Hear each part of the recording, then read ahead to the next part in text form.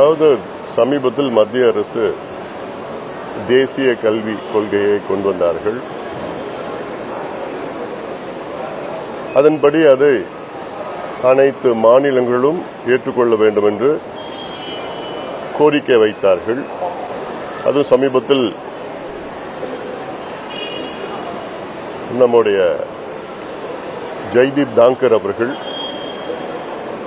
துணை ஜனாதிபதி அவரும் அனைத்து மாநிலங்களும் ஏற்றுக்கொள்ள வேண்டும் என்று கோரிக்கை வைத்தார்கள். இப்போ தேசிய கல்வி கொள்கையில் நல்லதும் இருக்கு, நான் கெட்டதுன்னு சொல்ல மாட்டேன். அதாவது சாதகங்கள் இருக்கு, மாநிலத்திற்கு பாதகங்களும் இருக்கு. ஒரு உதாரணம், மும்மொழி கொள்கை. தமிழ்நாட்டுக்கு தேவையானது வந்து இருமொழி கொள்கை காலங்காலமாக கடைபிடித்து வரோம். இது போன்ற சில மாநிலங்களுக்கு சில பாதகமான விஷயங்கள்லாம் இருக்கு. அதனால மத்திய அரசு வந்து இது திணிக்க கூடாது. ஒவ்வொரு மாநிலத்திற்கும் ஒரு தனித்துவம் இருக்கு. ஒவ்வொரு மாநிலத்துக்கும் அதுக்கேற்ப ஒரு கொள்கை முடிவெடுக்க அதிகாரம் இருக்கு. ஆனாலும் இந்திரா காந்தி அம்மையார் அவர்கள் அந்த அவசர காலம் எமர்ஜென்சி காலத்தில் கல்வியை வந்து மாநில பட்டியலிருந்து பொது பட்டியலுக்கு எடுத்துட்டு போயிட்டாங்க. அதனாலதான் வந்த பிரச்சனையே. கல்வி என்பது மாநில பட்டியலில் மீண்டும் வரணும்.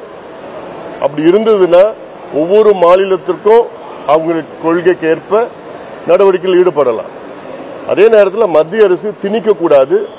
அப்படி மத்திய கல்வி கொள்கையை புதிய கல்வி கொள்கையை ஏற்றுக்கொள்ள வேண்டும் என்றால் நாங்கள் நிதி கொடுக்க மாட்டோம் என்றெல்லாம் அதுவும் சொல்லக்கூடாது.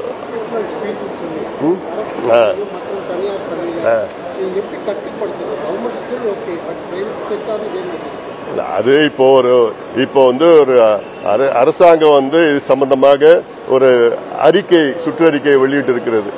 எந்த அரசு பள்ளிக்கூடத்தில் இதில் செய்யக்கூடாது, இந்த இப்படிலாம் பண்ணக்கூடாதுன்னு சொல்லிட்டு. அதாவது மாணவர்களுக்கு நீதி போதனை வகுப்பு ஒன்று அவசியம் இருக்கணும். நாங்கெல்லாம் பள்ளிக்கூடம் படிக்கிறப்போ அது இருந்தது. மாரல் சயின்ஸ் ஒரு கிளாஸ் இருந்தது. அதுல நல்லதை கற்றுக் கொடுப்பாங்க. இப்ப அந்த கிளாஸ்லாம் இல்ல, எடுத்துட்டாங்க. இன்னைக்கு இருக்கணும் நீதி போதனை வகுப்பு, ஒரு கிளாஸ் வைங்க. அதுல வந்து நல்லதை கற்றுக் கொடுக்கணும். அதுல வந்து மது அருந்தக்கூடாது, போதைப் பொருட்கள் பயன்படுத்தக்கூடாது, பெண்களை மதிக்கணும், கழிப்பறைகள் அதாவது அங்கு துப்பக்கூடாது, பாத்ரூம் சுத்தமா வச்சிருக்கணும், அப்படி நிறைய இதெல்லாம் இருக்குது. அது போன்ற ஒரு வகுப்புகள்லாம் அது போன்ற எல்லாம் கற்றுக் கொடுக்கணும். இது போன்ற சமீபத்தில் நடந்த சம்பவம்லாம் அதை பத்தி எனக்கு தவறான ஒரு பேச்சு நடந்தது பள்ளிக்கூடத்தில் நடந்ததுல. அதுவும் வந்து உடல் ஊனமற்றவர்கள் அவங்களுக்கெல்லாம் போயிட்டு ரொம்ப இழிவுபடுத்துகின்ற செயலா நான் பார்க்கிறேன். நான் தக்க வழக்கெல்லாம் போட்டிருக்காங்க, என்னென்ன போட்டிருக்காங்க, அது சட்ட ரீதியில் நடந்துட்டு இருக்கு. ஆனாலும் இப்ப இருக்கிற பிள்ளைங்களுக்கு வந்து நல்ல வகையில கருத்துக்களை சொல்லுங்க, அவசியமானது.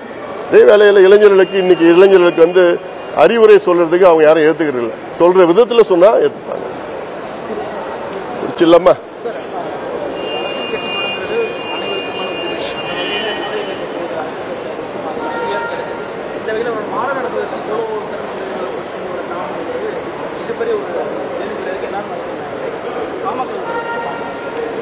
நாங்க மாநாடு நடத்தினாலும் அவ்வளவு கண்டிஷன் போலீஸ் போடுவாங்க. அதனால எந்த கட்சி மாநாடு நடத்தினாலும் பல நிபந்தனைகள்லாம் பின்பற்ற வேண்டும். அதை பின்பற்றி நிச்சயமாக மாநாடு நடத்தலாம். வெற்றிகரமாக நடத்தட்டும். நன்றி.